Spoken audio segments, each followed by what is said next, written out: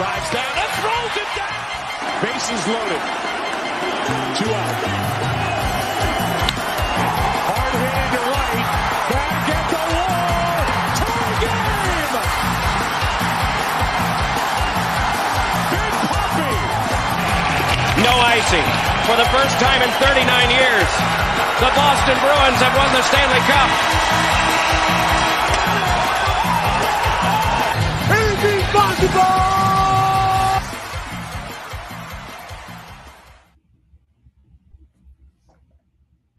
Good evening, everyone, and welcome to another edition of Kicking It with Kruse.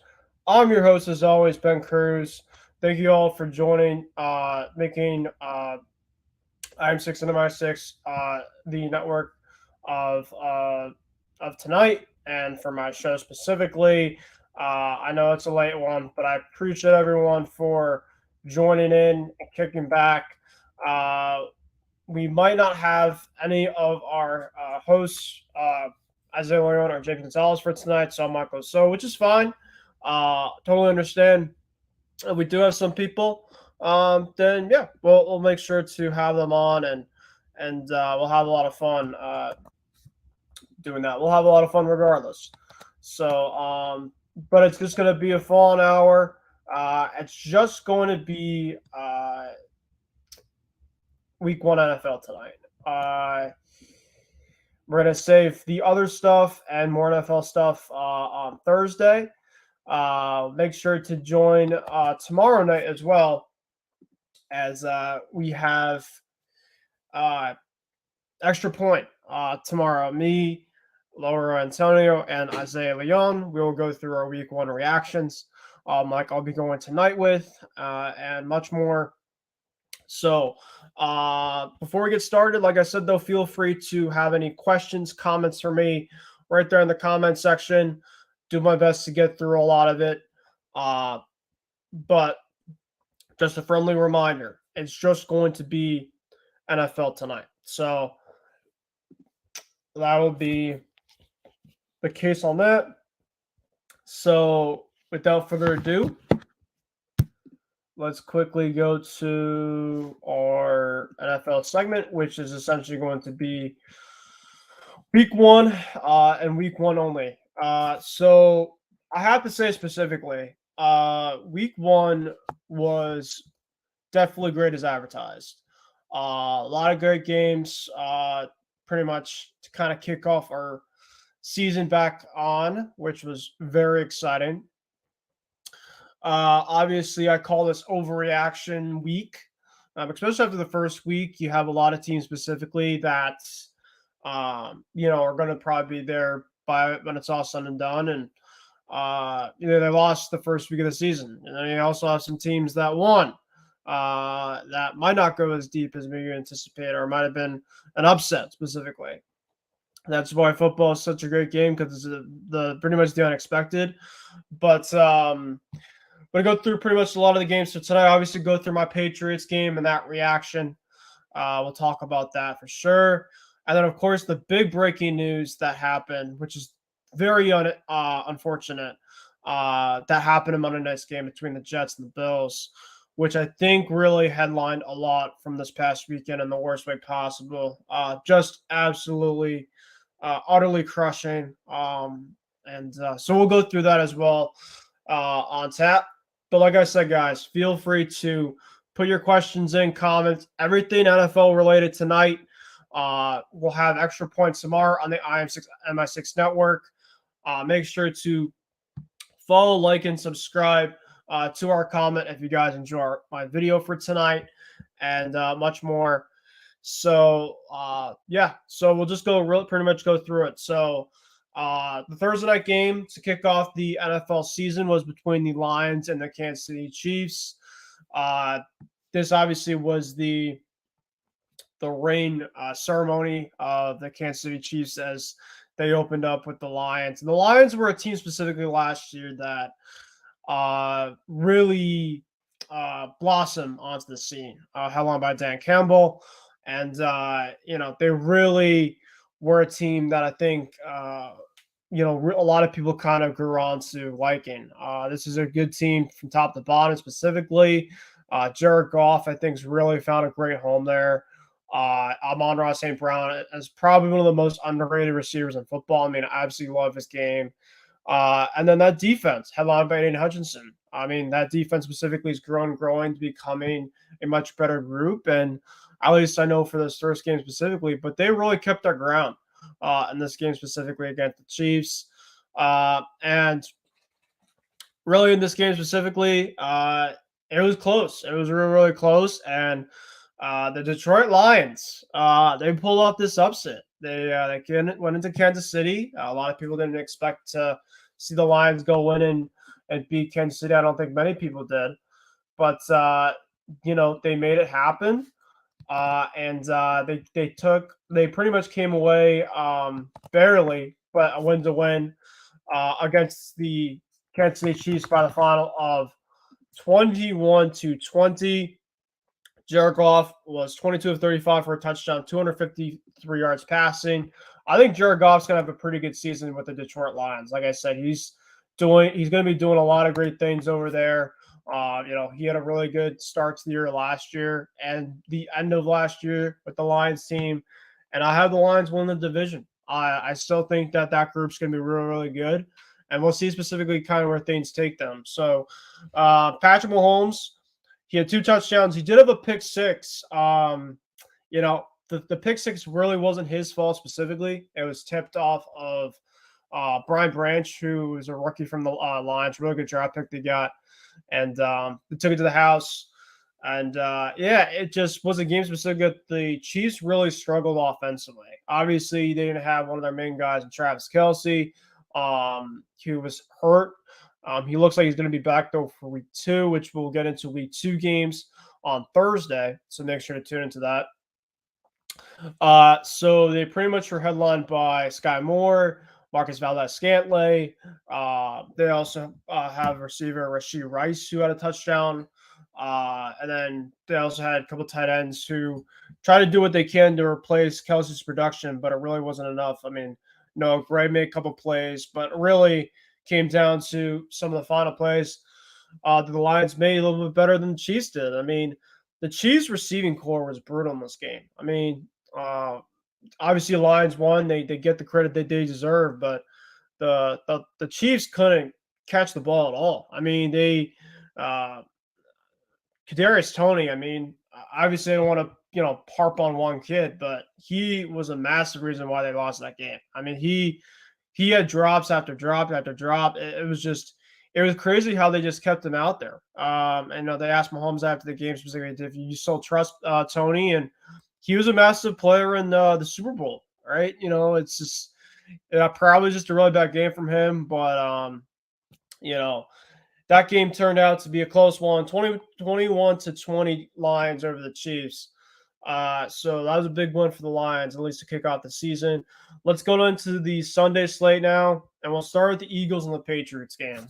And I did talk about a little bit on this on my Facebook Live after the game was over on Sunday. I'll try to actually do a couple of those Facebook Live post games for you guys if you guys want to. And just kind of give my overall deep thoughts of the Patriots games. And obviously, I'd still plan to have a show with Laura Antonio here on StreamYard. Obviously, if you guys have any questions about that, feel free to message me privately. And me and Laura are still trying to kind of figure out specifically the logistics of that. But we're really looking forward to having another season of doing that specifically. The Patriots, I thought, they came up short in this one. But I don't think a lot of people picked them to win anyways it was. And, before the game happened, they had 2 guys out specifically that I thought were going to be massive in terms of the game plan offensive for the Patriots. Cole Strange and Mike Onwenu, 2 of their main offensive guards, were declared out in this game after practicing for a little bit. They're 2 of their main starting offensive linemen, and especially against a team like Philly, a really good defensive line. This was a specific matchup that just didn't seem like it was going to be favoring the Patriots at all. defending champs in the NFC title game this past year for the Eagles. They just won the Super Bowl as well. And, it just didn't look on paper, but I got to give credit where credit's due. And I was hopeful that I was going to be wrong on this and have the Patriots make it a game. And early on, it didn't seem like it. It seemed like specifically kind of what I was expecting. And I was essentially hoping for the worst in this one, is where, the Eagles had a big start to this game. They obviously got the ball first to start off the first quarter. They drove down the field. But the Patriots were able to stand their ground defensively. I'll talk more about the defense in a little bit. But the defense specifically held their ground that first drive. LA kicked a field goal. That was that 3-0. And then the Patriots got the ball back. One of their drives, they were marching great down the field. A couple passes down the field, and then Mac Jones mistimed his throw to Kendrick Bourne. It was a little bit rainy, but just there's no excuses specifically for it. Darius Slay, big play Slay as they call him, had the interception. He took it to the house for 70 yards. The Eagles are up 10-0 just like that in the first quarter. And then the next drive for the Patriots, they had Zeke Elliott in. Of course, Zeke Elliott's Patriots debut. And Mac tried to throw a screen pass him, in which he caught, but then he fumbled it. And the Eagles got it back, and the Eagles were able to capitalize on short field. And so Jalen Hurts found Devontae Smith and made it 16-0 just like that. Wasn't ideal whatsoever, especially against a team like Philly, to go down and have two crucial mistakes early on in the game. But then the Patriots were able to go back in this game, and thankfully for their defense. The defense really held this ground. Obviously, Christian Gonzalez, a rookie corner, Jonathan Jones obviously has been around, but they're back inside. I can tell for this year it's going to be really, really strong. And I talked about that after the post game on my Facebook Live after the game was over, in terms of the Patriots and Bill Belichick essentially made a great defensive game plan in terms of how to be able to stop this Eagles offensive attack, because they're extremely dynamic. They run the ball really well. They pass the ball really well. And obviously they have the quarterback that runs the ball really well. And one of the biggest things about the Patriots defensively, in which they struggle with, is their inability to stop the run and contain mobile quarterbacks. And that's something like Jalen Hurts, which I was worried about and coming into this game, that I thought they did a really good job. Obviously, I think the playing conditions obviously kind of were in favor of the Patriots in a way, because, they obviously were kind of able to maybe held Jalen Hurts a little bit more, in the pocket, probably more as he maybe thought. But regardless of the fact, really good job by the defense specifically.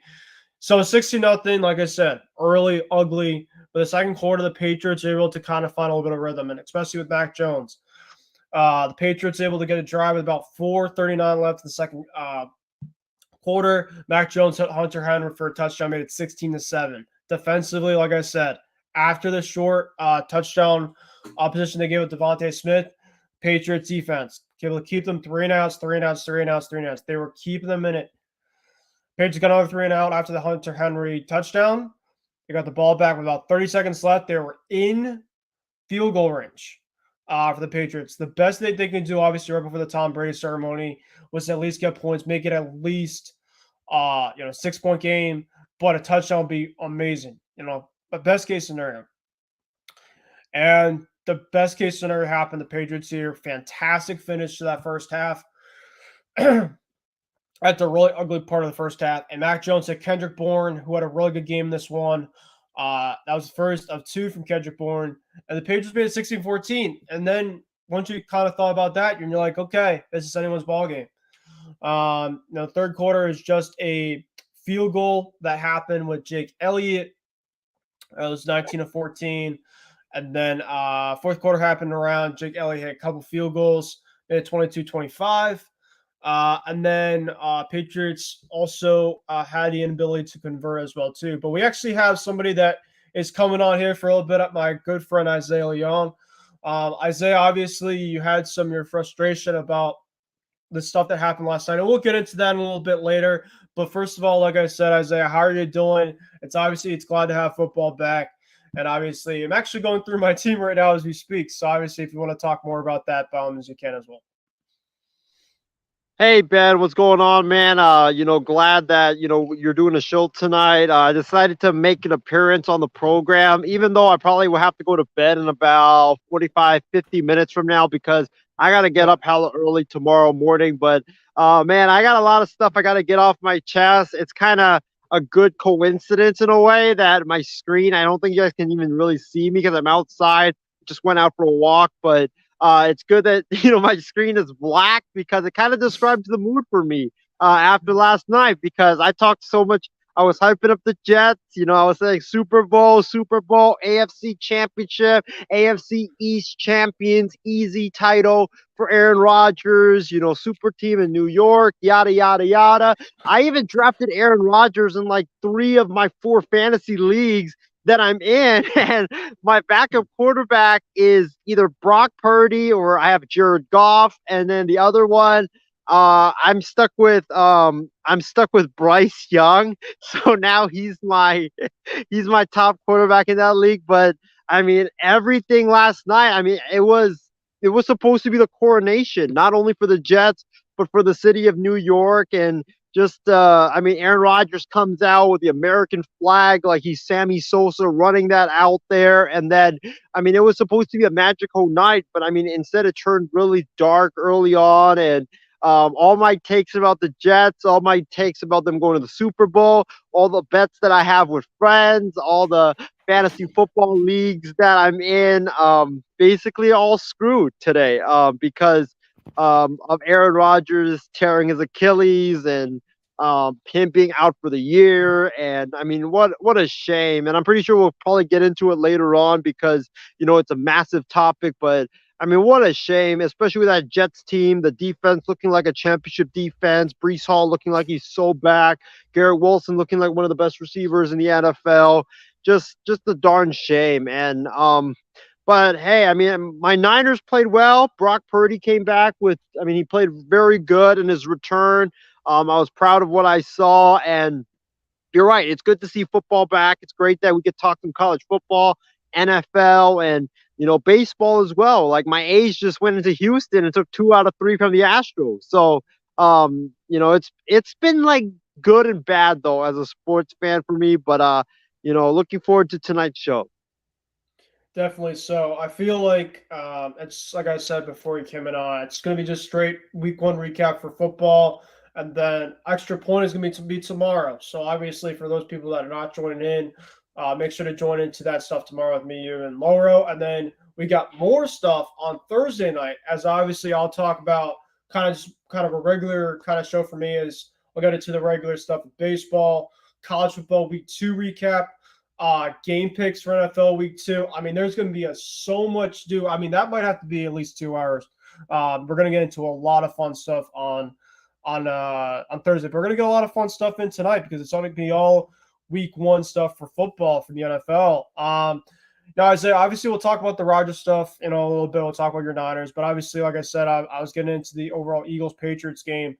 Isaiah, in terms of the overall with the Patriots, and we'll talk, me and Lauro will get the chance to talk about it. I got to say this about the Patriots. I was encouraged. I was pretty encouraged specifically with the circumstances specifically where they had none of their top 2 offensive linemen. They were around 16-0 early on in terms of it looked like it was going to be a blowout. They kept Jalen Hurts under the 200 yards passing.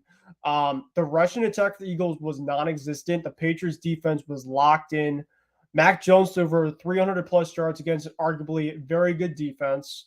The running game wasn't great for the Patriots, but the biggest thing about it, Isaiah, was the defense was so good that the only touchdown that the Eagles scored offensively was off of a turnover that we had. The defense specifically I think it was going to be good this season, but it might be a lot better. And now, obviously, with the unfortunate news to Rodgers, but the division now, I mean, I look at it right now, and I know it's the first week, but and I know that obviously the Eagles are going to be there when it's all said and done deep, down the road in the NFC. I still think it's going to be a great team, but I got to be encouraged with the Patriots despite the loss. I hate moral victories. I really do. I hate those. But if you told me specifically after that game Sunday, especially being down 16-0, I would have been a lot more pissed if they just got blown out and they just didn't show up. But they were resilient. They made it 16-14. Brady was in the house. They at least made it presentable for him. That ceremony was absolutely crazy, by the way. It was awesome. I wish I was there, but and there's also something too about the Patriots that I'll talk about after the game too regarding to Brady. But your overall thoughts on this Eagles-Patriots game? My prediction going into the season was that I thought your Patriots would start 1-7, and Belichick would either be forced to retire mid-season, or it was going to be his last season. And that prediction still might come true because the schedule for you guys is just super, super tough. But I do agree with you. I think that for you as a Patriots fan, I think you should feel encouraged just because you guys were down 16-0. It was not looking pretty at all in that first half. Mac Jones was awful in that first half. The Eagles defense was playing lights out, especially their secondary with Darius Slay returning that pick six.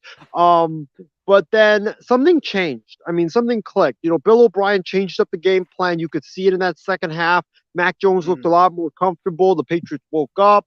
But I think that, honestly, Ben, this is an indictment on the Philadelphia Eagles. This shows that the Philadelphia Eagles are truly one of the most overrated teams in the NFL, especially their offense. Jalen Hurts had the same issues that we've been talking about for like the last 3 years. And that is, if you keep him in the pocket, if the running game is not working, then he's going to show his flaws that he has as a passer. And he definitely showed it against the Patriots on Sunday afternoon. The Eagles were lucky to escape with a victory. New England could have easily came and won this football game and stole this game away from the Patriots.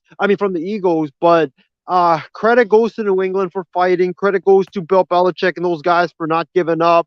Yeah, even though it looked really bad. The Patriots defense, they were outstanding in this game, especially in the second half, just holding Hurts and that what could have been an explosive offense down. But for the Patriots, I still worry about them because if you look at the rest of the teams on their schedule, especially the next 7 games, right? You got the Dolphins.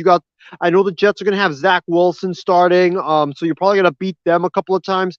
I don't think New England will start 1-7. You never know. Yeah, that is true. The Jets defense, they got a very formidable defense. Their wide receivers, Wilson, looked really good.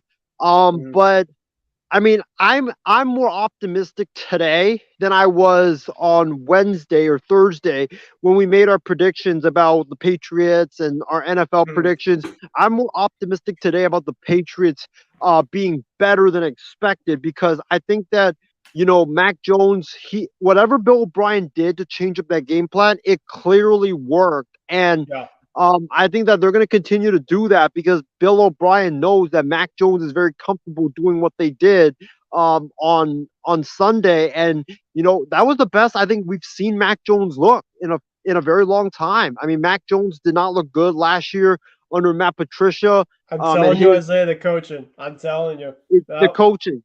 Exactly. It matters. People want to say quarterbacks do matter, which it does.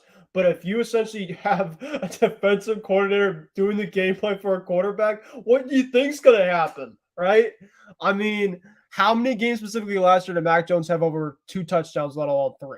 Not many. And he had 3 touchdowns in the first game of the season against the Philadelphia Eagles defense, headlined by Fletcher Cox, Brandon Graham, Jordan Davis, Nakobe Dean. Those guys are freaks, right? So I got to say this, like I said, it's really a positive, at least to me, because they're going to be in a brutal schedule, like you said.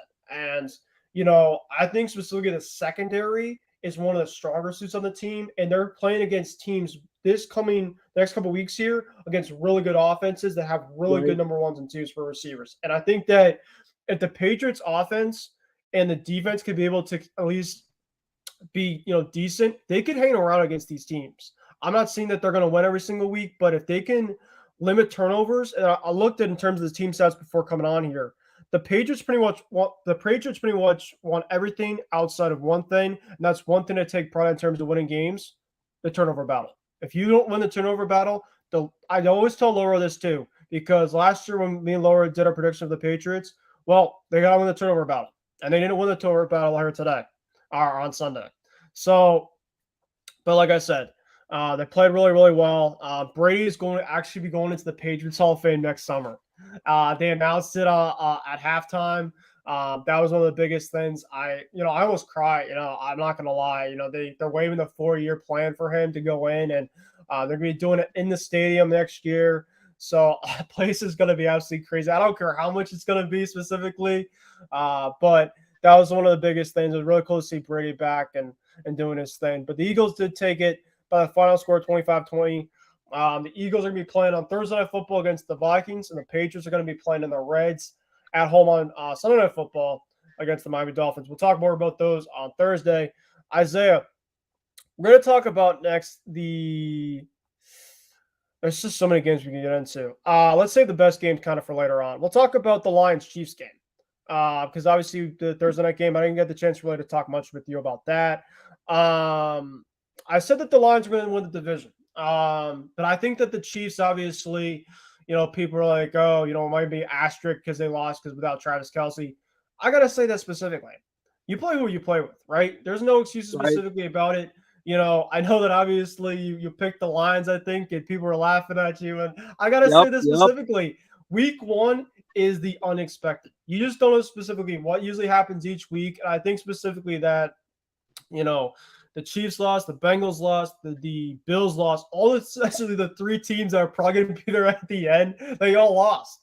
So, that's why we always have the fun with the overreactions in week 1 because there's so many teams specifically that are going to be there by season's end. But what's your overall reactions in this game specifically? I thought the Lions, were able to kind of make some plays at the end to make obviously this massive win, maybe one of the biggest wins in their franchise history and so on. And then in terms of the Chiefs, they're going to be fine. Obviously, Chris Jones he got his contract figured out, so he's going to be back probably next week against Jacksonville, which is going to be a great game, by the way. And Travis Kelce seems like he's going to be back. So obviously, Kelce runs through Mahomes. Obviously those 2 guys are click. I'm not saying they're Brady Gronk good, but like they're pretty much close to like something like that. It was just clearly shown that the receiving core for the Chiefs, yikes. Yeah, my thoughts on that game was I'm not really that surprised that Kansas City lost because I thought going in that the Lions should have been the favorites, especially the circumstances in that game with Kelce being out and Chris Jones being out. I don't think Kelce being out was that. I mean, it was a big blow, obviously, but it wasn't as big of a blow, I felt like, as Chris Jones being out. I mean, that was a massive blow for me because their defense was already not that great.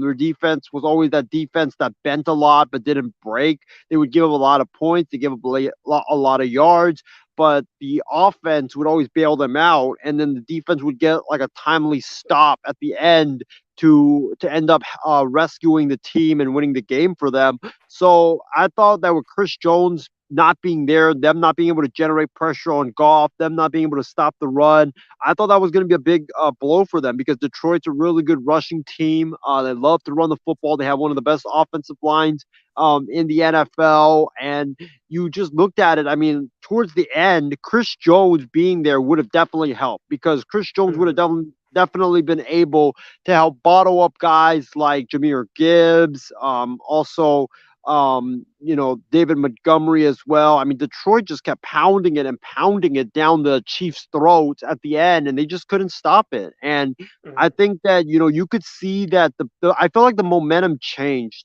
when Mahomes threw that pick six. The Lions were kind of out of sync. The Chiefs were riding high with their Super Bowl banner going up onto the top of Arrowhead Stadium. Like, you could just tell, like, if the Mahomes didn't throw that pick six, that ball does not go off of Kadarius Toney's hands and into the arms of Brian Branch, I think we're sitting here today with the Chiefs not only winning, but them dominating the Lions because the Lions looked very out of sync in that game. They needed a spark. They couldn't really get anything going, especially when it was like it was 14-7, but it felt like it was 24-7. That's how drastic it felt like. So when Mahomes threw that pick, I mean, it was crazy. Like it ignited the Lions, it woke them up, and it tied the game, and it gave Detroit a shot, and it kind of made Patrick Mahomes and the Chiefs kind of squirm and go like, oh no. We don't have Kelsey. We don't have Jones. The Lions, we just gave them a touchdown there with the pick six. We might actually be in trouble. And of course, they were in trouble after Mahomes threw the pick six, because Mahomes just, I felt like, did not look comfortable after he threw that pick six, and he kind of looked very squirmy in and out of the pocket. Not being able to trust his receivers. Without Kelsey being there, the defense not being able to get off the field. So Detroit, I mean, proved that they are for real. They proved that, Dan Campbell, what a hell of a coach that guy is. I mean, unbelievable. Going into Kansas City on ring night and winning that game, I mean, absolutely crazy. But I think this is more of like Kansas City, besides the fact that Kelsey and Jones needs to come back ASAP. They also need to get better receivers. Like you cannot win with just Travis Kelsey and a bunch of bums as your wide receivers. I think that they need to get at least a legit threat right now as the wide receiver position, because if they don't, when you go up against teams like the Bengals, or you go up against teams like Buffalo, or if the Jets can somehow solve their quarterback issues and get a legit quarterback there, they're going to shut down Kelsey. They're going to zone in on Kelsey, and then they're going to force Mahomes to throw it to Kadarius Toney, or throw it to, Sky Moore, or some of these receivers that he has that aren't really that good. And then he's going to be exposed, and that's where I feel like the other teams will then have the advantage, because Mahomes will be out of sync with those receivers. So I think Kansas City, they definitely need to go out and get a wide receiver, even with Kelsey coming back, because you're going to need it come playoff time. Yeah, I 100% agree. Obviously, it was a close game, a really good game to start off the season, specifically there. So it looked like we don't have Isaiah anymore left. So I appreciate Isaiah coming on there. Hopefully, looks like he's going to come a little bit back for a little bit. But we got through the Thursday night game. We got through a decent amount of Patriots game we discussed about. Let's go into next the game that Isaiah represents the team, and that's the San Francisco 49ers. They took on the Philadelphia Eagles. That was on Fox.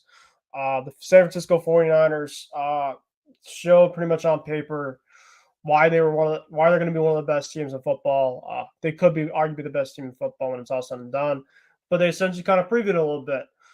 They took on the Pittsburgh Steelers in Pittsburgh, and man, it was all 49ers in this one. 30-7 was the final. Brock Purdy put on an absolute clinic in this one for 19 of 29, 220 passing yards, 2 touchdowns, and no picks. The rushing attack, of course, headlined by one of the best running backs in football, Christian McCaffrey, 22 attempts with 152 yards rushing with a touchdown, long touchdown run. And then Brandon Ayuk, who I think is going to be really blossoming onto the scene. He's been a great receiver. Kind of gets a little underrated, but then specifically because they have obviously Deebo Samuel, they got George Kittle.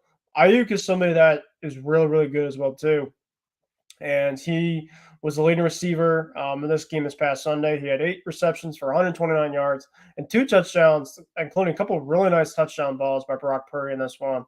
On the other side, Kenny Pickett, this is, I think, a guy that's going to have a really good career with the Pittsburgh Steelers. But this one, he was pretty much behind a lot of this game, and, it was a really tall task, especially against arguably the best defense in football. And he threw two turnovers in this one kind of early on in the game. And the Niners really didn't kind of look back either. I mean, he did throw for 232 yards. He did have a touchdown. 2 Pat Freiermuth. Allen Robinson had 5 catches, newcomer for the Steelers. And then Najee Harris was only he was held in check really, 31 yards, 6 attempts, no touchdowns. So 49ers pretty much were showed on paper. I mean, that was an absolute clinic by them. and they actually had defensively 5 sacks on Pickett. They did a really good job. Javon Hargrave, who was one of the good pickups that they picked up there, he had a sack.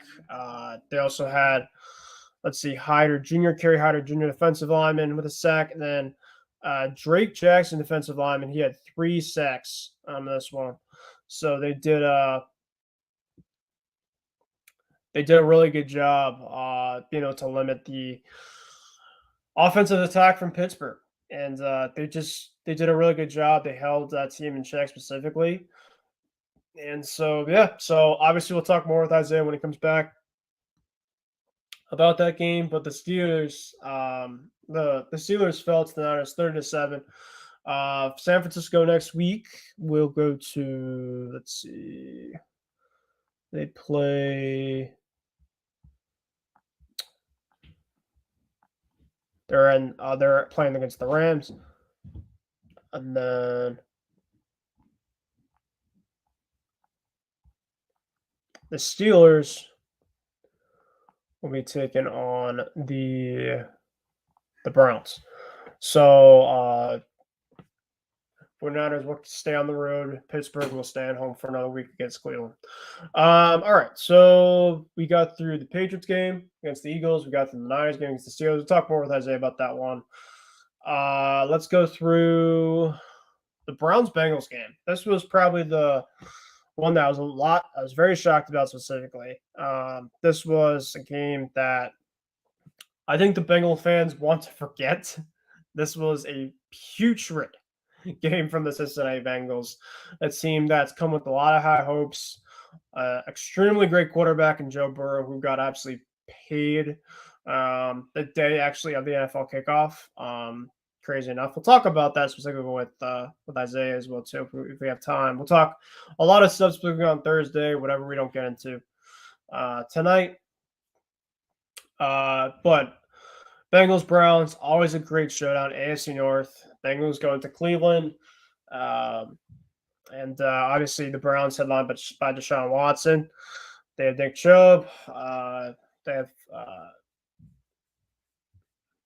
Mark Cooper, and obviously their defensive line headlined by Myles Garrett. The Bengals obviously just had nothing going really in this game. Joe Burrow actually had arguably one of the worst games of his career. I mean, it was really, really ugly from the start. He only got sacked twice, but their first half, they just never got it clicking, never got involved. A lot of high throws, just not a lot in sync. And, week one, there's a lot of that we kind of saw this past Sunday where, so some people, I guess you could say it's kind of like an extended preseason in a way, which it's still not. It's the first game that, obviously means something. But you can just obviously tell a lot of people are rusty. A lot of quarterbacks are rusty. We'll talk about, obviously, the Bills. Jets, obviously, with Josh Allen. He was rusty really, really bad. But Joe Burrow was 14 of 31, a 52.2 QPR rating, which is ugly, 2.6 yards average a pass. So just taking into account, that probably will never happen with Joe Burrow again this year. 82 yards passing. So regardless, though, that's unacceptable. That is really, really bad. Really, really bad. You got to give credit to Cleveland, though. I mean, Cleveland was just the better team. I watched a lot of that game in that first game, and the Browns did pretty well against the Bengals. They've had really good success against them in the past. And the Bengals team on paper offensively is a lot better than that Browns team, but the Browns had a really good game plan, and that's obviously why you play the game, and that's why week one is a lot of the unexpected. So, Jamar Chase had 5 catches for 39 yards. He was their leading receiver. Teague and Steven got a catch in this one on Sunday.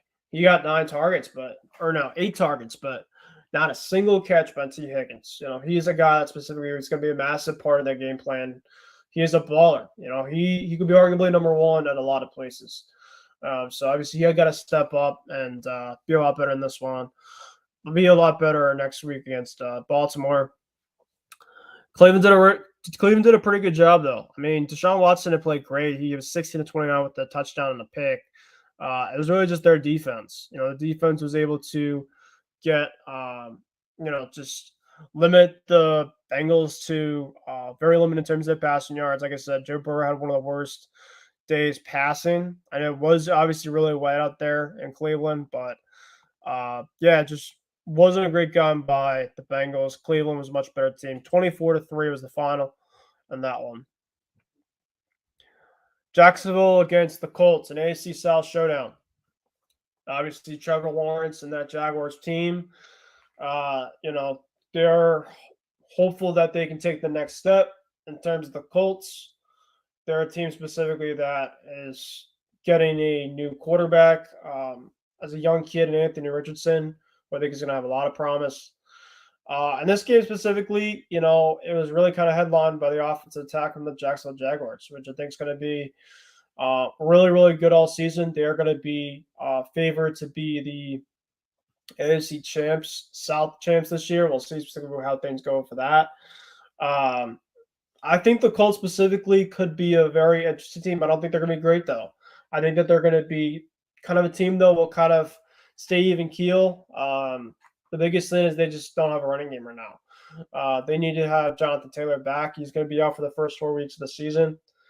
Final score in this one was 31-21. Jacksonville. Trevor Lawrence was 24 of 32, 241 yards, 2 touchdowns and a pick. Calvin Ridley came back, and Calvin Ridley is back more than ever. Obviously, he's going to be the number one to Trevor Lawrence. He obviously was missed last year with the gambling situation. And he had a day. He had 11 targets, 8 catches, 101 yards, 12.6 yards average catch. And he had a touchdown. Zay Jones also had the other touchdown. That offense is going to be really good. And obviously, Travis Etienne is a great running back, and he had a touchdown this one to add to the fun over there. Anthony Richardson's debut with the Colts, I guess you could say it was decent. It was a mixed bag. 24 of 37. He had a touchdown, but he did throw a pick. So obviously that seemed like the turnover was crucial. Michael Pittman did have a touchdown catch. The biggest thing about the Colts is outside of Michael Pittman receiving, I just don't really think there's a lot there. Really in football, you need to have at least two good reliable offensive weapons, specifically at your receiving core. I just don't want to see much there specifically. I mean, they might have some guys that could step up, obviously, but if they don't have Taylor, they're going to have to really rely on Richardson to do a lot, and obviously Pittman to really carry them a lot as well, too. So in terms of the Jaguars, they'll be taking on the Chiefs at home next week. It's going to be a great game for the Colts. They're going to be going to Houston to take on the Texans. And speaking of Houston, the Texans, they played in Baltimore this past week against the Baltimore Ravens. Now, I picked the Ravens to win this one and to win in a runaway. I guess you can say in a way that the Ravens, Kenny, guess you could say we're in a runaway. I mean, I predicted them to kind of win by more than 2 scores, in which they win by 16. So I guess you can argue with that. In terms of CJ Stroud's day, it wasn't awful. It wasn't bad. He didn't throw a touchdown, but he didn't throw a pick. He had over 200 yards actually passing. The Texans are just going to be a really young up-and-coming type team. It's just going to take a while for them to kind of be where they want to be. And, in terms of the Ravens, I mean, Lamar Jackson, he had no touchdown this game. He did have a pick. Mark Andrews was out in that game, so I think that was a massive blow for them. Obviously, they didn't really get much out of their running attack, but Justice Hill had 2 touchdowns in this game. Really tough news in terms of the Ravens running attack. J.K. Dobbins left the game early, and it seems like he's going to be out for a long, extended amount of time, which is massive. Massively, it sucks for not only the Ravens, but it sucks for football because he's an absolute fun player to watch. And then with the newcomer, Zay Flowers, he had a massive game in this one. He had 9 catches for 78 yards, targeted 10. And then Odell Beckham Jr., first game as a Raven, he had a couple catches. He had 2 receptions for 37 yards and 3 targets. And obviously Bateman and likely obviously as well too. And we also have Isaiah back here. Isaiah, we're actually kind of going through a couple games here. I got through the Niners Steelers game already. We'll talk about that with you now if you want to. We also talked a little bit about the Jaguars Colts. We won't get to obviously all of these games specifically for tonight, but we can kind of save, I guess, some of the big ones. Obviously, we'll get into the Jets and we'll get into the Cowboys Giants because my goodness sakes. We'll obviously probably save the Raiders Broncos game for James when he comes back this week. So we could do that if you want. But let's talk about now the your Niners and Steelers game. Obviously, because we have you here now. The Niners, obviously, like I said before you came back on here, that they pretty much showed a early glimpse of what this team could be. Just a absolute a force to be reckoned with. I guess you can say it best.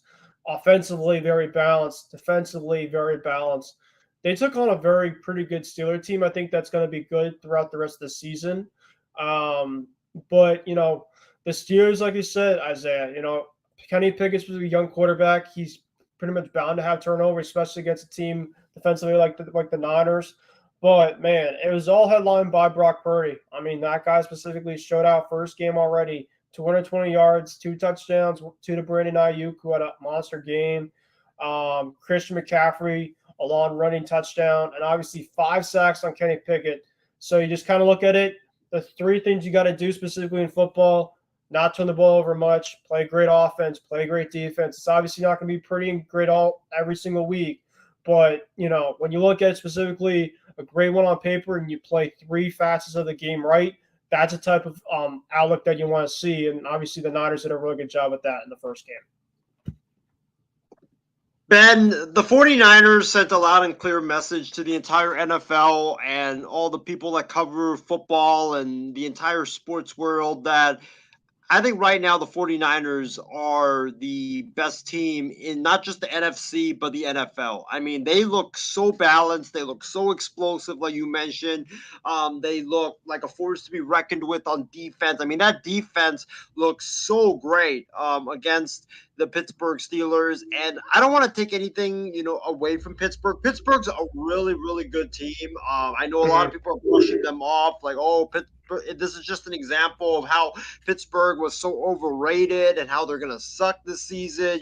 I beg to differ. I think that the Pittsburgh Steelers, this was just the 49ers just being that good, that much better than the Pittsburgh Steelers. Like if the Niners played the Bengals, if they played the Rams, if they played any of the teams that they have upcoming on their schedule, I think that they would probably do this to that team. So the Pittsburgh Steelers are going to be fine. They're going to be good. In fact, I picked them to win the AFC North this season. I think I still stay by my prediction. I think the Pittsburgh Steelers are going to win the AFC North, and Kenny Pickett is going to be fine. That defense might need a little bit of tweaks at the trade deadline because Cam Hayward is going to miss a couple of weeks with an injury. I guess now Deontay Johnson is also going to miss some weeks because of injury. So, that's going to be kind of a blow for the Pittsburgh Steelers. But I think Pittsburgh's going to be fine. I think they're going to be in the race. Throughout the season, never ever count out Mike Tomlin. That's how great of a coach he is. Yeah. And so, I think Pittsburgh's going to be fine. But I think for me, for the Niners, this was the Niners just showing the world that, hey, we're the best team in the NFL. If Brock Purdy had been healthy last NFC Championship game, I think the Niners would be sitting here right now with the 6th Lombardi Trophy in their case. I mean, that's how great of a team that they are. Purdy proved that he's not a fluke. I mean, he was 19 of 29. He threw for 229 yards. 2 touchdowns, no interceptions. I think this was like the 8th straight game, every game that he started, besides the one that he got injured, obviously. But every game that he started and he's finished the game in, he's had at least 2 touchdown passes in each of the games that he started. So it's a very significant feat. But Purdy from the start. First drive of the game, first play of the game, Kyle Shanahan calls a pass play. He throws a strike, I believe, to Brandon Ayuk. And then it just seemed like he was just in sync with Ayuk, Deebo Samuel, Christian McCaffrey, George Kittle throughout the entire first drive. I mean, he did not miss a single pass that entire first drive. He went 5 for 5. Yeah, it was a clinic. It was like he just went strike right down the field. For the touchdown. It just seemed very easy for Purdy in that first drive. The Niners, and then Purdy was great, throughout the entirety of the game, making smart decisions, knowing when to throw the football away, knowing when to use his legs to run for a first down like he did in that fourth quarter and slide, make that healthy decision. So Purdy looked very, very comfortable. He looked very good. He didn't show any ailments of that elbow injury, which was good to see. Every time a Steeler defender came close to hitting Purdy in the arm, I just cringed because it just brought me back flashbacks of Hassan Reddick hitting Brock Purdy in the elbow and knocking him out for the remainder of that game. But Purdy was terrific. I expect Brock Purdy to have a great season. I think he's going to be in the MVP conversation this season. But then you look at guys like Christian McCaffrey, who had a terrific day. He ran the football 22 times for 152 yards and a touchdown, including that amazing 65-yard burst right up the gut to start the third quarter. That was huge for the Niners.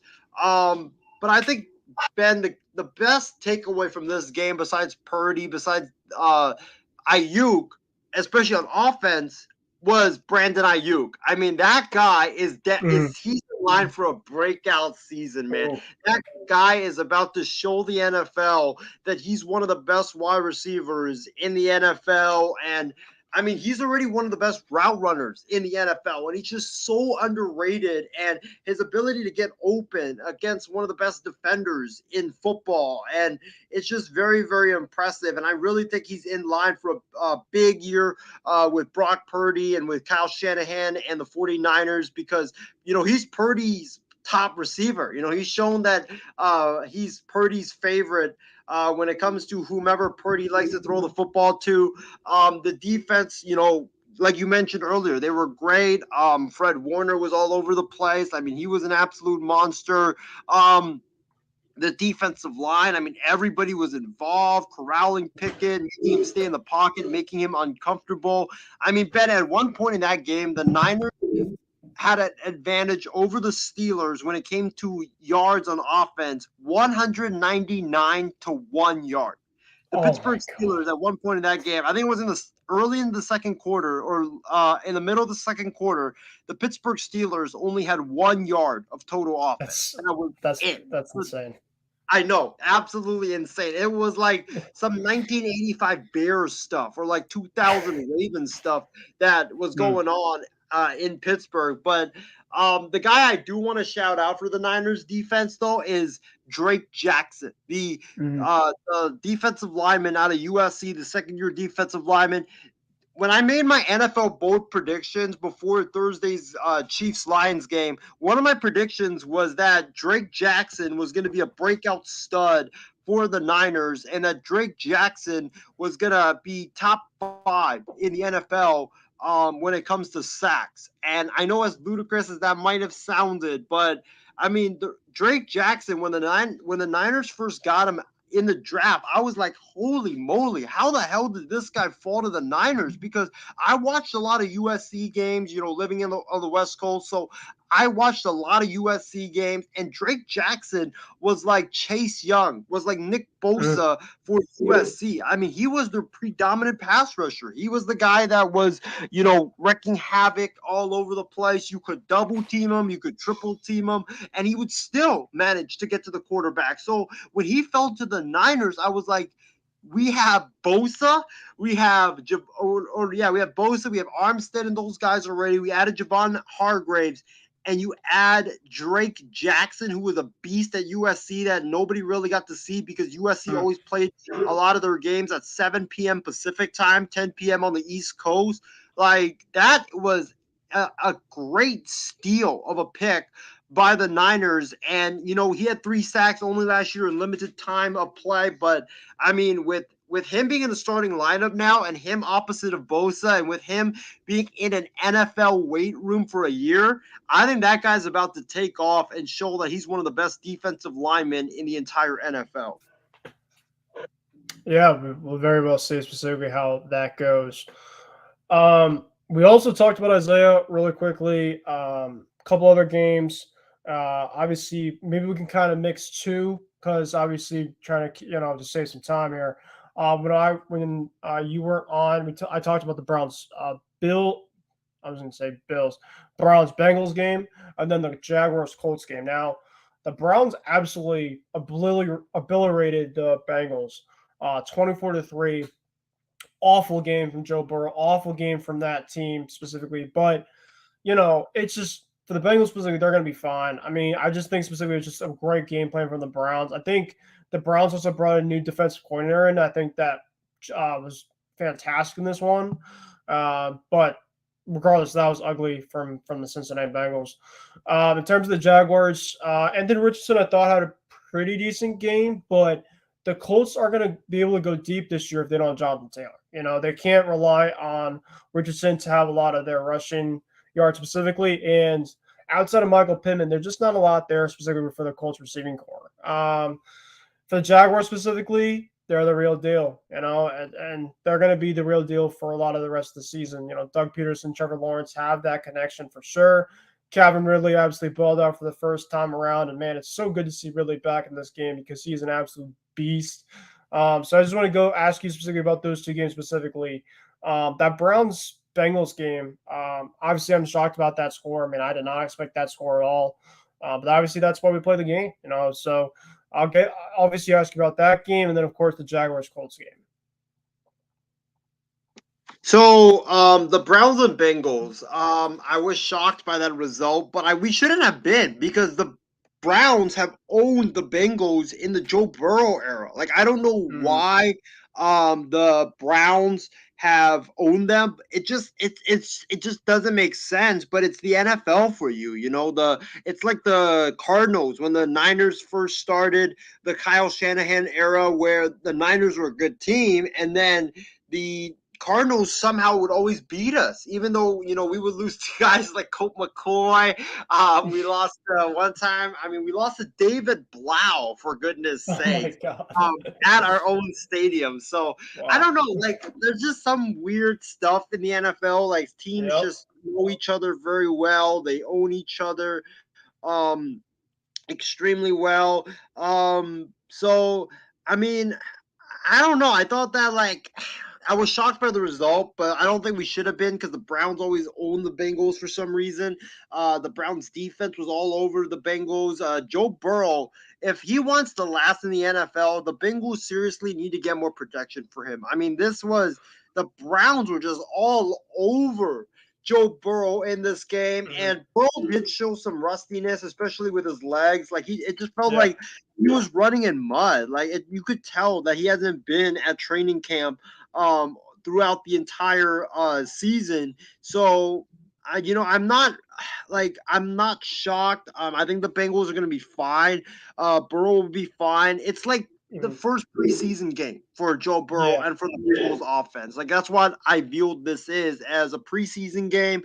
I think Burrow will bounce back with more practice and with more game action, especially now that he signed the contract. I'm glad that he signed the contract before the game because if he had played without the contract, that would have been criminal because if he had ripped an ACL or unfortunately been like Rodgers and ripped an Achilles, then all that money would have gone down the drain. So I'm glad that he's back. I'm glad that he signed the extension. And now Cincinnati's just got to keep him upright. They got to keep him healthy. And I think they'll be fine. But that defense, though, does have some cause for concern because if you look at it, the Browns were able to the Browns, they ran the football for 206 yards. I mean, when you're giving up that many rushing yards, forget the pass. You give up 206 rushing yards, that is never going to win you a football game. So that run defense by the Bengals, which was already kind of weak, it showed its flaws on Sunday. Definitely so. And then the Jacksonville Jaguars and Colts game. Your overall reactions, if you have any, for that one. I think the Colts are gonna be a very pesky team this year. I think they're gonna be in a lot of games this year. And I think the Jaguars, to be honest, overlooked the Colts. I think that they kind of just thought the Colts were gonna be a walk in the park because they had owned the Colts in the past several years. The Colts were breaking in a new quarterback. It was in Indy.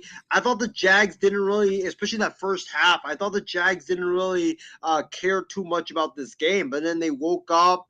Anthony Richardson had some costly interceptions, which really cost the Colts big time in this game, which led to, I believe, 10 points for the Jaguars, which really swung the momentum of the game for the Jags.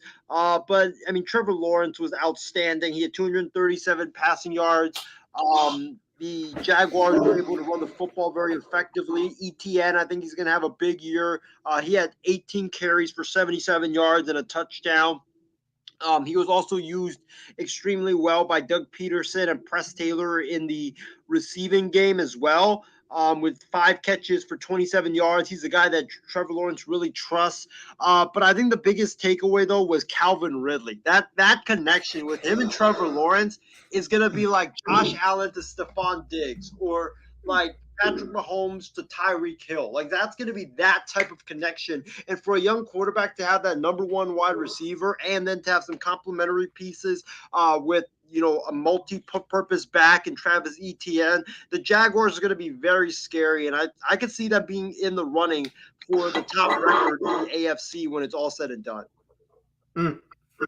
They're definitely going to be a great team for sure. And I'm excited to see Trevor Lawrence in year 4. Wow. Feels like he just came in and he's just absolutely balling right now, which is awesome.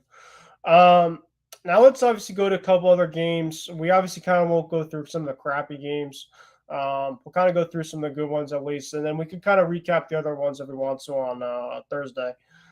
Let's talk about the Dolphins-Charger game. My goodness. Obviously, I didn't really get the chance to really watch most of that because of the same time as the Patriots-Eagles game. But I was keeping my tabs on that game, and man, oh man, that was an absolute shootout of a game. 36-34 is the final of the Dolphins and Chargers. And I think personally that this is kind of a low-key little bit of a rivalry right now. This is, thank you, you're 3 for Trevor Lawrence. But this game was just back and forth, left and right. There was it felt like the TCU and Colorado game just all over again. Just the epic fireworks back and forth. But obviously, in terms of the Patriots, they got this Dolphins team next, and hopefully that they'll be ready to go. Because last year, remember, the Dolphins came out crazy hot. They were really coming great. Remember that week 2 against the Ravens? I think they were down by like 3 scores, and then came back. They won that game, and they were flying hot before obviously Tua got hurt. The thing about this Dolphins team, Isaiah, if Tua stays healthy, the sky's the limit for this team. Especially now because Rodgers obviously is out because of the stuff that happened, unfortunately. Obviously, with Buffalo, they might take a step back down. Patriots might potentially step out. But this Dolphins team, if Tua's there specifically between Waddle and Hill, it's one of the best, arguably, receiving cores out there. And then their defense. I mean, their defense wasn't great on Sunday, but they're going to still be good specifically, and obviously with Vic Fangio. I think just speaks volumes specifically of how good the Chargers offense could be with, obviously with Herbert. But this obviously was probably the biggest high-scoring game already in the first week of the season with 2 really good offenses. And I'll get your reaction specifically to this one. Obviously, Tua and Herbert both had great games. This was an unbelievable game. I think that honestly, besides the Bills and the Jets game, this was the game of the week. I mean, this was just fireworks from both sides, back and forth, back and forth. You're right, Ben. I think the Dolphins definitely right now are the best team in the AFC East, because after the performance by the Bills yesterday, that really did not show a lot of confidence or give me a lot of confidence in the Bills moving forward. the Jets just lost their quarterback, sadly. So Zach Wilson, even though I like Zach Wilson, I don't think he can really lead that championship roster to where they want to go. Plus, they got a lot of tough games on their schedule moving forward.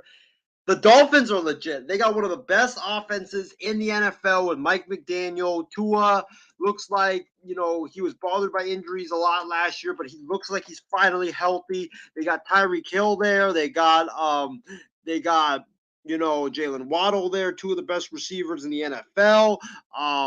They got, great running game with Raheem Mostert and those guys.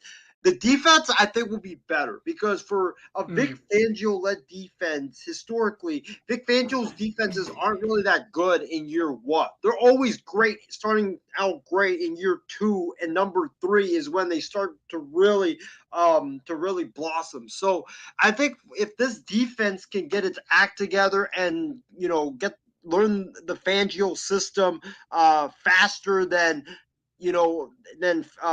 the teams that Vic Fangio has coached has learned it in the past several years, or in the past in historically terms, then I think that for the Dolphins, I really think the Dolphins could honestly be the best team in the AFC and be a perennial Super Bowl contender. I think that's how good this roster is, but it all really depends on Tua, and it depends on how fast can Vic Fangio fix that defense. Because, if you're playing against the teams like the Jets or the Chiefs and they're able to score point for point against you, you're gonna win. You're gonna win some games, but you're not gonna be able to win the big ones when it matters the most if you can't stop anybody. So the Dolphins can score with the likes of anybody, but they just can't stop a lot of teams, and that's my biggest concern with the Dolphins. But I want to see this game, Ben, in the AFC divisional playoffs or in the AFC wild card, because you get Dolphins versus Chargers, this hectic shootout, Tua versus Justin Herbert, the weapons with Keenan Allen and Mike Williams on one side. You got Tyreek Hill and Jalen Waddle on the other side, Vic Fangio, Mike McDaniel on one side, just Brandon Staley with Kellen Moore on the other side.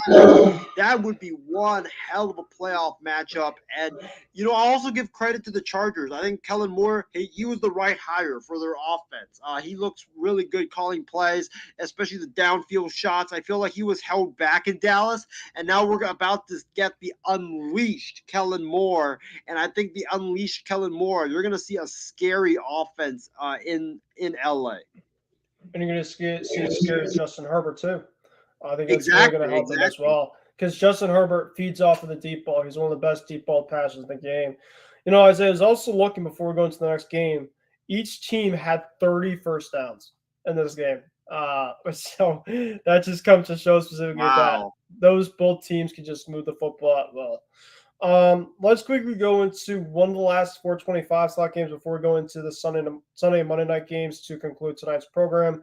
Let's go to the Packers-Bears game. I know we talked about this game. I picked the Bears, but I'm going to say this specifically.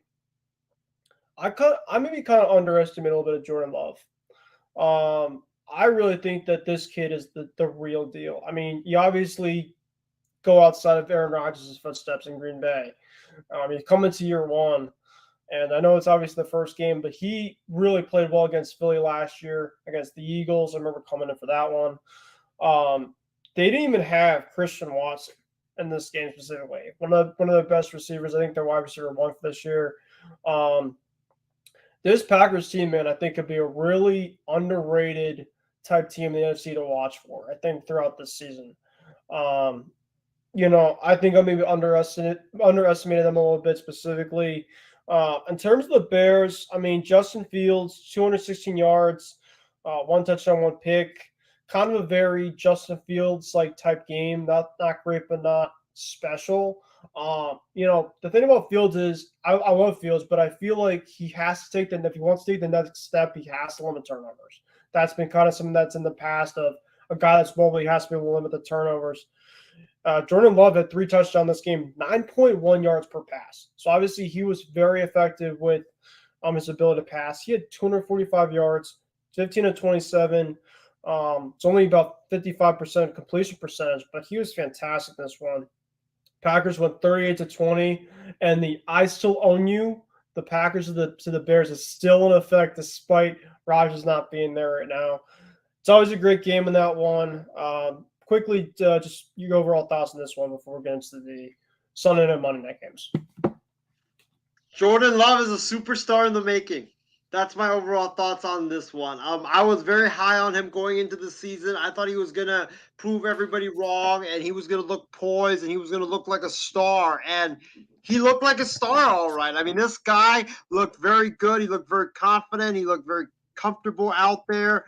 And he looked great. He looked really good out there in his first start. And he did not look like a rookie. And I think a lot of these teams that draft quarterbacks should learn from the Packers and take a quarterback, even when they have an established starter, and take a quarterback like early. So you don't have to start him right away. You could just put him behind that starter, let him learn for a few years, and then let him mature, let him develop. And then once you move on from that established starter, then you can have that quarterback that you took be the guy and come in and look great like Jordan Love did. I mean, Jordan Love looked really, really good in that game. He threw 3 touchdowns. He was very efficient. He was very, very special in this game. I know a lot of people, were kind of doubting him, but I mean, he made one throw that really wowed me, which was he rose to his right and then he threw it across his body to his left for a screen pass to one of the running back, or to Aaron Jones, I believe it was, and he rumbles down the sidelines for 30 yards. He put a lot of zip on that ball, which was good enough so the defender couldn't get to it. I thought that was a very, very good play by Jordan Love. I think the Packers are definitely in great hands with Jordan Love at the helm. I mean, he looks very comfortable, like I said earlier. And, this was his first, this was not his first start, but this was his best start. And I'm very, very, if I'm a Packers fan today, I'm very happy with the way that he started the season. And if he starts like this, I mean, Green Bay is going to be very scary in the NFC North, especially with Aaron Jones there, especially with Romeo Doubs. You have, Christian Watson, who's going to be back. He didn't play in this game.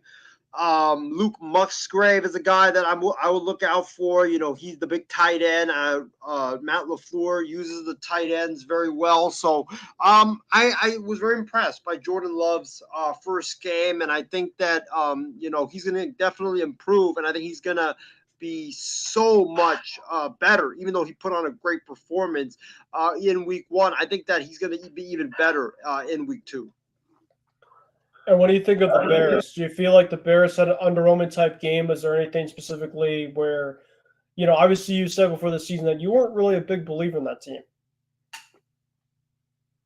No, I wasn't. And I think that Matt Eberflus might be the first coach to be let go either during the season or after the season. I was never a fan of his hiring to begin with. I thought that the Bears should have went with Eric Bieniemy, or they should have went with an offensive-minded coach to groom Justin Fields and to develop him. And it has shown that Justin Fields has not been developed as a passer. He does not look comfortable in the pocket.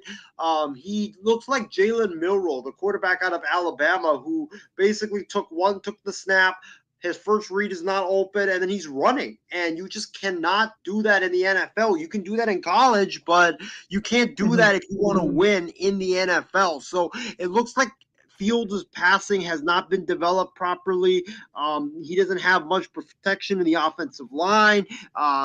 DJ Moore looked very good in his debut, but other than that, I mean, it was just a really awful debut for the Chicago Bears. The defense showed their flaws. I mean, they had a lot of question marks coming in, and they didn't do anything to address the defense besides signing Tremaine Edmonds. Despite having a lot of money, I think that the Bears are definitely going to regret that decision, and they should have done more defensively. And I think Eberflus, his days are numbered in Chicago. All right, let's talk about the Cowboys-Giants game before we get into the Bills-Jets game. The Cowboys and Giants game, of course, I thought was going to be an absolute clinic of a game. Great game. Giants obviously coming off their pretty decent season last year, going to the playoffs, getting to at least their first round, right around 9/11. Obviously, in the honoring for that, which by the way was fantastic. We'll talk about that, and then the next game after that happened on 9/11. But man, I think that the Giants obviously are going to be a lot better team than they showed on Sunday because they can't be any worse. Scoring no points out of the whole entire game, and I mean, I obviously give Dallas credit. I mean, Dallas obviously just beat them to the max in that one. But I gotta say specifically about the Giants, that offensive line is going to get Daniel Jones killed against better elite rushing defenses if they don't address it, because Dallas is one of the best rushing defenses. Their pass rush is insane. I mean, I saw that that defensive front was pretty much in Daniel Jones's face half the time I saw him drop back. I mean, he had no time to throw. That rushing attack with Barkley, he wasn't doing much. They just didn't seem like they were ready to go in that one, not prepared. And Dallas really just took advantage of it. Really just punched them in the mouth from start to finish. Dallas looked like a team specifically that they're going to be a team that's going to roll, I think, throughout the regular season. Of course, they'll fall usually in the playoffs like they always do. But Tony Pollard's a stud. I think that obviously moving on from Zeke, obviously coming to Foxborough was obviously good for us, but he looks really good, really fresh with his legs. Definitely got the contract that he got for sure. I think he's on the tag bill. Obviously, TD Lamb's there. They obviously have Brandon Cooks, so I thought was a really good pickup for them. He always is great everywhere where he goes. Defensively, though, they were fantastic. So I'll get you overall quick thoughts in terms of this one. I think specifically that the Cowboys are going to be a great team, but I also don't think that the Giants are going to be as bad as what they were, because my goodness, that was just yikes, beyond yikes. Ben, my biggest overreaction from this week one is that the Dallas Cowboys may be going to the NFC Championship game finally. It's not even the biggest overreaction, but Skip Bayless is going to go absolutely nuts this entire season with it. How about them Cowboys all season long? Because the Dallas Cowboys look like the best team besides the Niners in the NFC. I think we are headed to a Niners-Cowboys battle for the top spot in the NFC, just like we did back in 1995 when these two met up, and also in the 1980s when you had Joe Montana to Dwight Clark and that famous The Catch at Candlestick Park. So the Dallas Cowboys, they look really, really good. The defense looks like one of the best defense in the NFL. Credit goes to Mike McCarthy and that offense. They ran the football very efficiently in this game. Dak didn't really have to do too much. Tony Pollard went ballistic in this game. He ran the football 14 times for 70 yards and 2 touchdowns, but this was all about the defense. I mean, that defense looked so good in year 3 under Dan Quinn.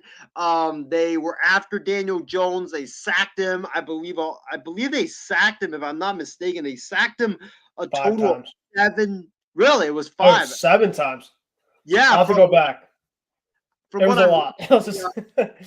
Yeah, from what I'm reading on the NFL, it was 7. Yeah, you're right. For 7 times. Yeah, 7 times, 7 sacks. They 7 sacks. They forced 1 fumble. They forced Daniel Jones to throw 2 interceptions. I mean, this is why, for folks out there that don't know, me and Ben are in a wacky fantasy football league where, the defenses get a lot of points. And this is why one of our members, Ashwin, scored like 2,700 fantasy points, because his defense, from what I looked, put up 1,800 fantasy points. Like, it was insane what the Cowboys did. It reminded me of the 2000 Ravens, the 1985 Bears D. That defense was just all over the New York Giants. And you're right, if the Giants don't fix their offensive line, they are screwed, especially if they play the Niners, especially if they play other teams that have really good pass rushers and defensive line. So Even they got to fix that defense. And, we might even bring back that question. Is Daniel Jones the real answer at quarterback? I know they paid him a lot of money, but yeah. is he the real answer? Should they have given him that money? And I don't know, is the big question right now, especially when Saquon's not effective and you see when Daniel Jones has to, make magic happen, he just cannot. So I think this game showed a lot that the Cowboys right now, Cowboys and Niners look like the best team in the NFC. Yeah, obviously that's the overreaction fun of it. But Dallas, I mean, 49ers definitely will be there at the end. Dallas definitely could be a playoff team, but they could get a lot deeper maybe than I expected. But yeah, I mean, in terms of the Giants specifically, I mean, Brian Dable, I mean, he's usually a great coach. And I mean, he did a really good job with the Giants last year. And the fact is, if you told me that they'd score no points the first game getting ready, right around 9-11 specifically, and just not showing up, I'd have been shocked. So that was really disappointing for them. But yeah, it is what it is. Sometimes it's just not your day. Let's go to the last game, and obviously, you kind of talked about that kind of right when you came on. Obviously, this was bound to potentially be one of the potentially the best game of the weekend. Maybe some absolute fireworks on 9/11. Bills Jets. Um, Aaron Rodgers Jets debut. Just kind of a lot ready to go in this one specifically. Um, and obviously they did the 9/11 tribute service, which I thought was absolutely amazing. That was just something, especially for myself specifically, living within an hour reach of the city, just kind of just taking it all in, and just really a time to just kind of remember, just really kind of remember what's been kind of going around for sure for there. But in terms of the game itself, Josh Allen, Aaron Rodgers, this seemed like it was going to be first in many battles. 4 plays in, he takes a sack from Leonard Floyd. He was scrambling, and he essentially goes down. Now, I obviously thought typically when you go down, you come back up, and he got back up. But then once he went back down, I knew something wasn't going on. Something wasn't right specifically, and he stood down there, and I thought to myself, there is absolutely no way. Because the Jets are just so cursed, but I'm just like, they're just I talked to myself right before the game that the Jets this whole season, please just don't do this to the gods here. And I hate the Jets, but I love, as a Patriot fan, I'm just like, I like Rodgers. I want him to obviously perform well. Want to see him play against the Patriots and on the fun stage in week 3. And we didn't even get that. Aaron Rodgers went down 4 plays in, goes on a cart, goes on essentially for X-rays, gets the walking boot on his left side. Got the MRI. Found out today, by the way, that it was a ruptured Achilles. His season is over just like that. Just absolutely heartbreaking news. This is obviously the most devastating news, of course, of the whole weekend. And I mean, for Jets fans out there, I know a lot of them around me. I just feel awful for them.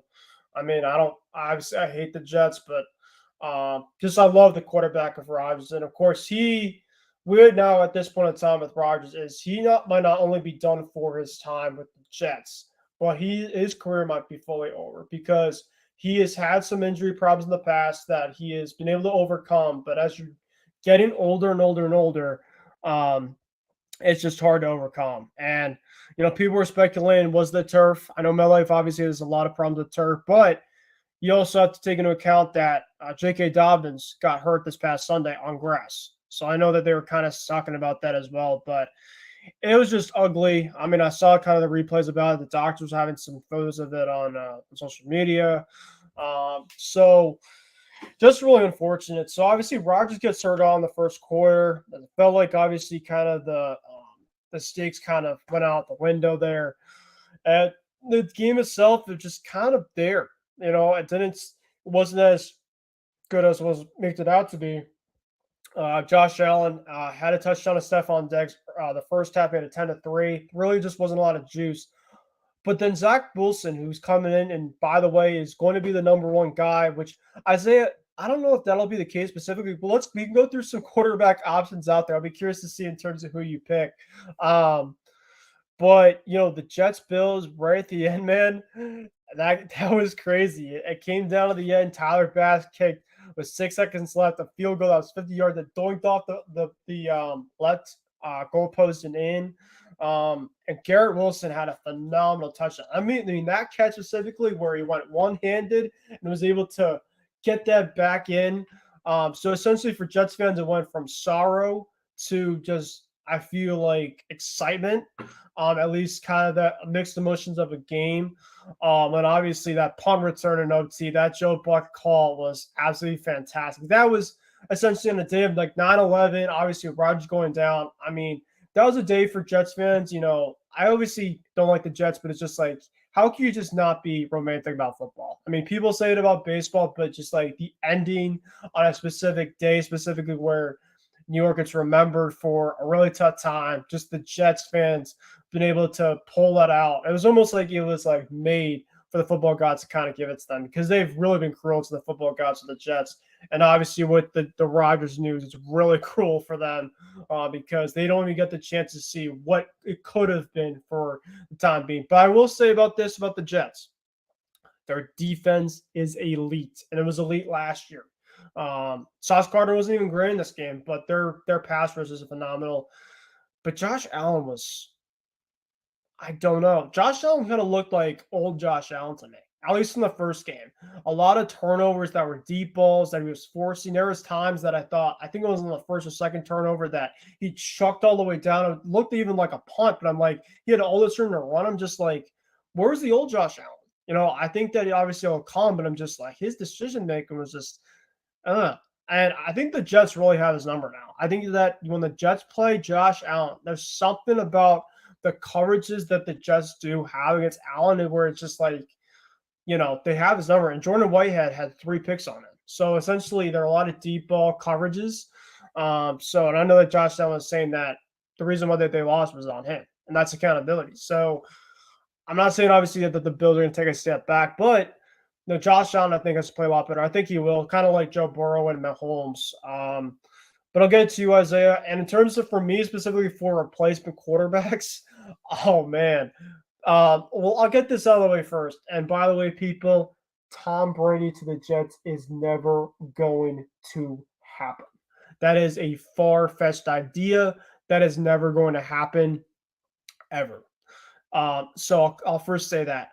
What I do think could happen is 2 guys that could come out of retirement: Matt Ryan or Philip Rivers. I really think that those 2 guys could be out there on the table. I think specifically, though, they're going to start Zach Wilson. And I think the biggest thing about Wilson this year compared to last year, which I think is going to be good news for Jets fans, is Aaron Rodgers is going to be around the team this year to even help Zach Wilson. And you saw specifically when Rodgers was helping Zach Wilson in the preseason, you actually saw pretty good from Zach Wilson. I know obviously it was preseason, but if Aaron Rodgers can help Zach Wilson specifically now, as tough it is for Rodgers to be out for the whole entire season, it actually might help Zach Wilson's benefit in terms of, if Rodgers doesn't have many more years with the Jets, Zach Wilson's probably going to be a long-term quarterback, and it might be a blessing where it didn't seem great early on with Zach Wilson's future and his overall career.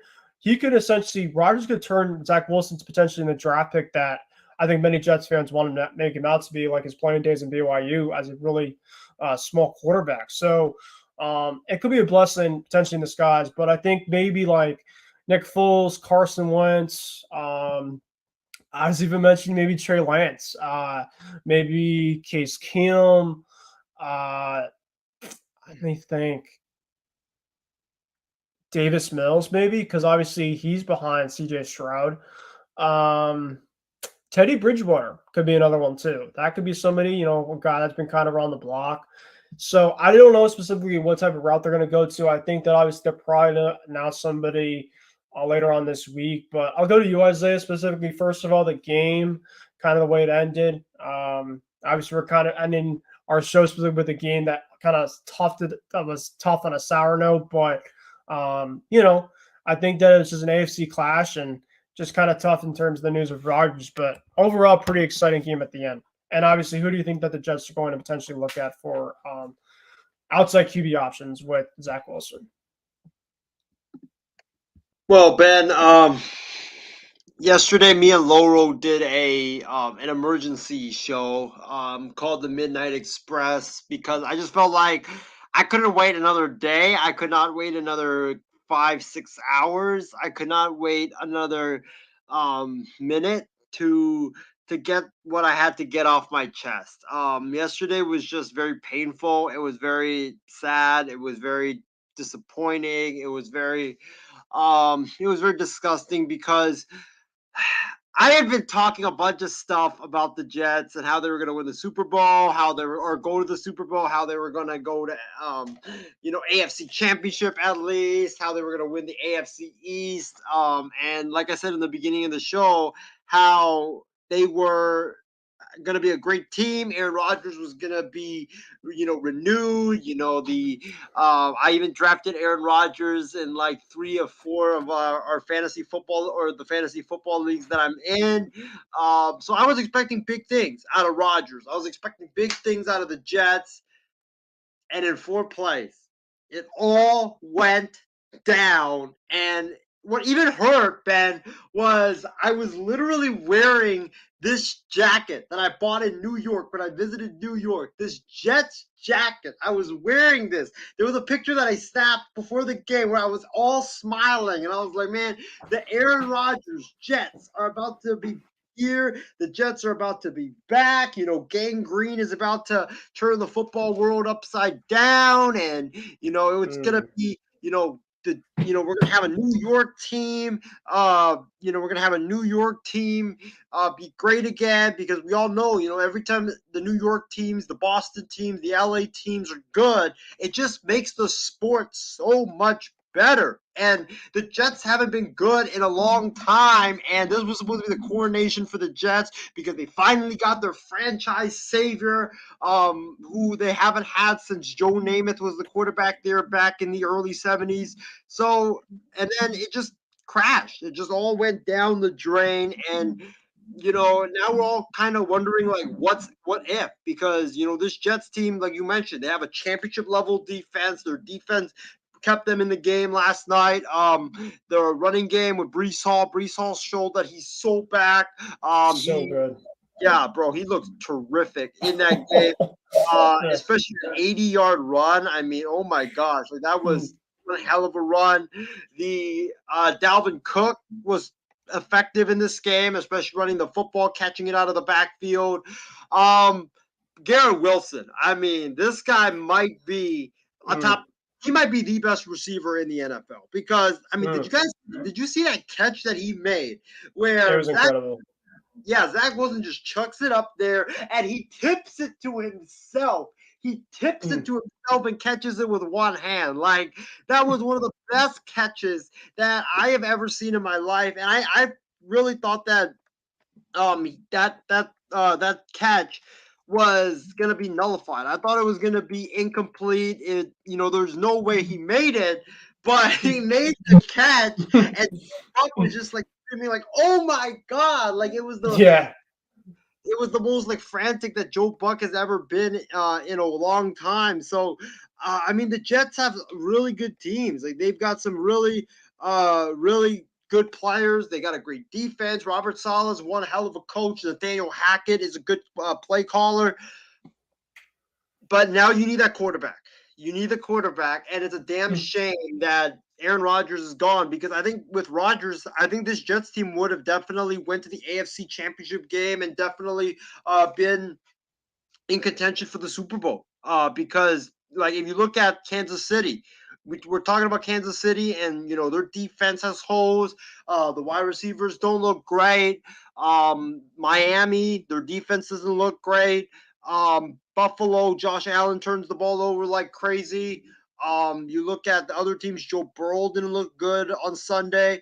The Jets would have been the best team in the AFC because they would have had a great quarterback. They would have had a great, running game, wide receivers, and the defense as well. But now, I just don't think you can stick with Zach Wilson. Like, I think that, Zach, he had that good game yesterday against the Bills, but the Jets should have won that game by at least 20 points with how Josh Allen was just turning the ball over over and over. And we'll get to Mm. Josh later on, but like Zach Wilson, the Jets should have won that game by 20. The fact that they only won by 6 and they had to go to overtime, like that just is very concerning for me.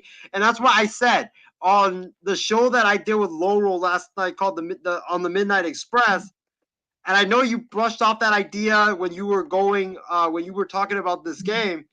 But if I'm New York, if I'm Woody Johnson, if I'm Joe Douglas, my first call right after that game would be to Tom Brady.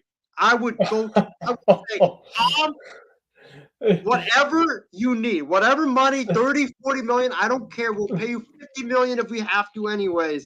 Come save our team. Because, I mean, like, I know Brady is a Patriot. He's a Patriot for life. Does he want to go to New York? Probably not.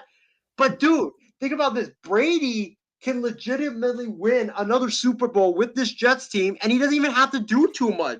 All he just does is hand the football off to Cook, hand the football off to Breece Hall, throw it to Garrett Wilson. He would have a abundance of riches of weapons, and then the defense could carry you as well. This may be the best defense he's had since the Buccaneers or even the early Patriots teams. Like, if I'm the Jets, 1,000%, I'm calling Tom Brady because he's the best option available. Matt Ryan, no, because he looked washed up in his final year with the Colts. Carson Wentz, he's like an type of an option. He always turns the football over. You know, I just can't really think of other options. Like, there's really Minshew? too turnover prone. I just feel like, and plus, I just feel like in New York is about stars, right? They want their stars, they want their big name. And yeah, Rodgers went down, but you need that quarterback that you can rely on. And if you're gonna move off of Zach Wilson, there's 3 guys that if I'm the Jets, I'm calling today to see what I can offer up to get him.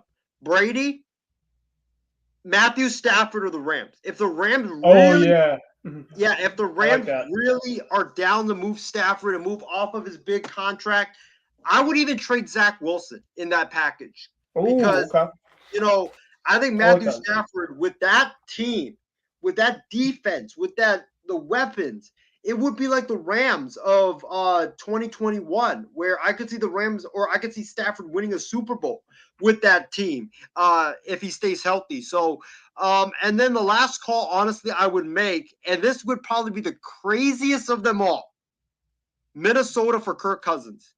Because the did not look good at all. They did not look good against the Bucs. And really quick, the thing about Kirk Cousins, he's in a contract year for the Vikings. So essentially, if the Vikings aren't in it by season's end, you might be able to get some type of capital back, maybe at halfway. So that definitely could happen. Well, I would trade, if I'm the Jets, I would personally trade Zach Wilson. I would trade a first-round pick because I would go all in this year because you have to. You've just spent so much money on the defense. You've spent so much money on the weapons. You signed Dalvin Cook. You'd be foolish not to go all in this year. So I would go all in. And plus, even if, let's say, Cousins does not work out, right? Let's say he leads you to the playoffs. He leads you to the divisional round, but then he gets bounced out. You get bounced out. You get Aaron Rodgers back next season. So, and even if Rodgers doesn't come back, then you can re-sign Cousins. So you would definitely have a lot of options to choose from. Plus, like you mentioned, you would have that salary cap space at your disposal, but it might cost Zach Wilson, and I would do it, especially like if you let Zach Wilson start the next couple of games. The Jets absolutely stink. They're sitting here week number 4 or week number 5 at 1-4 or 1-3. You can't punt the season away. Like, you gotta at least go for it. And if I'm the Jets, those are the veteran quarterbacks I'm looking for right now, since I think that those guys will definitely help you, get to the Super Bowl mix if you, in fact, get those guys. One of the guys there I was going to tell you about is Sam Darnold. A reunited with Sam Darnold, where a trade where you can trade. Honestly, what if you had Zach Wilson replace Darnold, be essentially, who's your backup right now to Purdy? It's Darnold, actually. Okay. All right. Darnold and Brandon Allen, but we did work out Ian Book And the today, which Patriots was did too. interesting. Yeah, Yeah, yeah. yeah. So I mean, if the Niners looked at potentially getting Book, doesn't that maybe kind of make you think that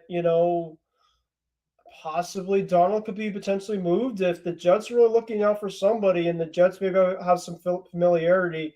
The thing about that I read with Case Keenum and like Philip Rivers or somebody else specifically for the Jets is a couple of those guys have familiarity with our Nathaniel Hackett's system. So I think that they're going to try to maybe get somebody to maybe come in and that's why I think kind of like a Nick Foles type would be perfect because you can kind of learn from somebody to be a backup that has better experience. Plus, if Aaron Rodgers is still helping Zach Wilson become a coach, which he didn't have last year, that should definitely help Zach Wilson a lot in terms of his confidence. No.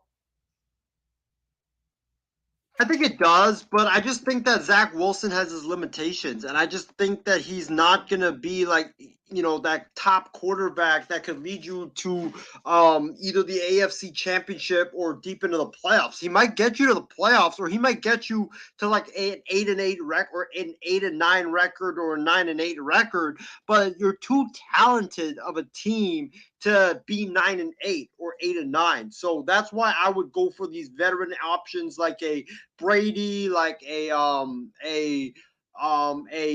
Matt Stafford, Kirk Cousins. I would throw those guys into the mix. Another guy I wanted to throw in the mix, but I heard New England signed him is Zappy. Honestly, imagine if the Jets Oh, claimed him. Like the Jets look oh, foolish now for not claiming him to be either the third string quarterback because now you would oh. have had Zappy, you would have had Zach Wilson. Those two guys can battle it out, see who looks better, and then you could ride with one of them. But maybe that's an option because I know Zappy is a little bit better than Zach Wilson is. He's not that turnover prone, so maybe that is an option you can look at for depth. But those are, I think, the only like options that I could think about as of right now. But maybe Darnold, because like you mentioned, the whole Book thing. Why would you work out Book if maybe something's going on with Darnold or Right. Allen? So that's another interesting topic. For sure, for sure. Well, I think that's going to wrap it up tonight on Kicking with Cruz. I appreciate Isaiah for joining me for tonight. Obviously, it was just pretty much all football stuff, and we're going to get into some more tomorrow. Make sure to follow on the IM6 network and as other stuff on the Extra Point tomorrow, and then my other show. This will be on Thursday night. We'll get into some other stuff. 2 hour show probably on Thursday, so make sure to tune in. Lots of stuff: baseball, college football, week 2, week 3 preview, game picks for football. James probably will come back Thursday, so we'll probably have some stuff with James, talk about the other games from week 1. I mean, it's just going to be pretty much some added stuff, plus maybe some, I said football, yeah, college football, regular football, baseball, other stuff possibly too. We'll probably all have it on that one on Thursday night. We'll have a lot of fun for that one. Before we get to opening thoughts, Isaiah, I guess we could also probably have a closing thoughts. I guess you can say this one now is my week 1 overall reactions. It's great to have football back. There's a lot of teams specifically that I thought are going to be great that pretty much showed it. There's also going to be teams that weren't great at all that are going to be right there at season's end. There's going to also be some teams that won on Sunday that probably won't be there at season end. That's obviously why it's a long season. Thursday, I think we're going to do our winners and losers from week 1. And then obviously we'll translate over to week 2, our predictions and all that fun stuff. So before we get into, I guess we'll go to you, Isaiah, now with your final thoughts. My final thoughts is what a great show this was. Great to be on tonight. Great to have football back, man. Prayers up for Aaron Rodgers for a speedy recovery, and hopefully he can continue his career because he's one of the great ones in this league. And you never want to see a guy, especially one of those great future Hall of Famers, end their career because he popped his Achilles. So definitely prayers up to him. Hopefully he makes a speedy recovery. And I would say if I had to give like my biggest reaction or overreaction to week 1, is Brock Purdy might be the next Tom Brady. And that's not even me being like a fan or whatever. Like that's me being like truly serious, because the poise that this kid showed, the confidence that he showed in the games that he started. I mean, he's doing exactly what Brady did when he first came in. But Brady was a 6th round pick and Brock was a 7th round pick.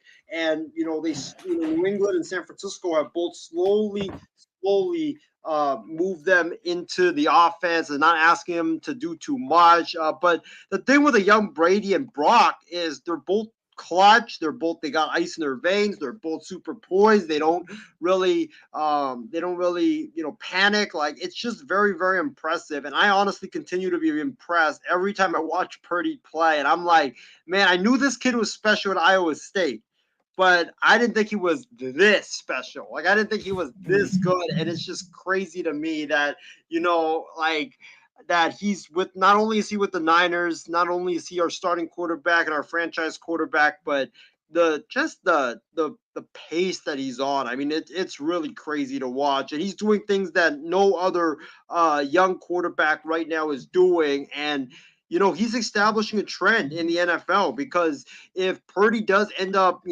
even having half of the success that Brady has, you're going to have all these teams now drafting their franchise quarterbacks, or trying to draft your franchise quarterbacks, not in the 1st round anymore or the 2nd round. They're going to wait later and later and later into the draft, and they're going to do a lot better job of evaluating. So, Brock Purdy, what a comeback, and he looks good, and hopefully he can stay healthy throughout the entire season. And yeah, man, it's great to have football back, and I just hope that I don't make any more wild takes, because I know all my wild takes have been just flushed down the toilet the last several weeks due to injuries and all that stuff. I mean, look at the Texas Rangers. I made a take on them, and they've completely collapsed in September. Man. Well, before Isaiah, we'll let you go. I want to quickly show you something to maybe cheer you up after the Rogers. Bang, bang, not a game. Great Yes, video. Sir. Yes, sir. Yep. So, all right. Well, that will conclude for tonight's program on Kicking with Kruse. Great show for tonight. Like I said, extra point tomorrow night with Loro, and my show back up again on Thursday. We'll have pretty much like 2 hours for that one, with a lot more stuff than that one. So, without further ado, this has been Kruse. We got Isaiah Way on here. Have a good night, everybody, and we'll see you tomorrow on the Extra Point. Oh my God! Big goal to go from the 2. Toss sweep one for James White. Cuts it up to the right arm. Cuts it upfield. Driving forward. Diving to the goal line. It's a touchdown and a title for the Patriots. I can't believe it. Play clock at 5. Pass is intercepted at the goal line by Malcolm Butler. 45 remaining. Tatum drives down and throws it down. Bases loaded. 2 out. Hard hit into right. Back at the wall. Tie game. Big Poppy. No icing. For the first time in 39 years, the Boston Bruins have won the Stanley Cup. Anything possible.